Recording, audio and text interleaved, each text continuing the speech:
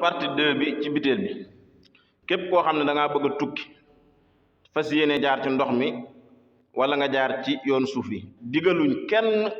mu jaar ci ndox mi digaluñ kenn mu jaar ci yoon suuf yi ndax ñun ñii di wax ak yéen duñu jaar ci ndox di tukki duñu jaar ci suuf sii di tukki yoon suuf yi diggante réew ak réew dañuy ñaan yàlla kay buñ demee bay dem ñu jaar fi nga xam ne fi lañu war a jaar mi avion yi dem ci jàmm dellu si ci jàmm waaye képp koo xam ne soobu nga ngir bëgg a dem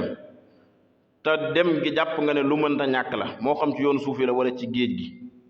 jokkol ak ñun gaaw insha allahu taala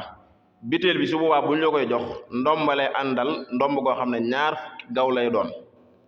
soo demee itam départ ba yegg ca réew ma fukki gaw ya da nga koy dindi maanaam ngeen àggee ba nga xam ne ngeen cëpp rek ci tefes gi fukki gaw ya nga gawoon fexeel dindi ko wala boo demee ba jub ba nga xam ne yéen a ngi waaj a wàcc dindil fukki gaw yi bu dee ci yoonu suuf yi la muy ci yoonu ndox wi da nga yegg ci jàmm insha allahu taala te boo demee ba yegg kenn du la dëpp digaluñ kenn nag mu dem waaye dañ ne képp koo xam ne dem nga ba jàpp ne dem mënula ñàkk ndax nit ñi dañuy forcé di dem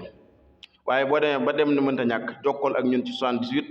356 91 47 du rab wala saytaane wala cat wala liggéey wala kort du lay tey yegg insha allahu taala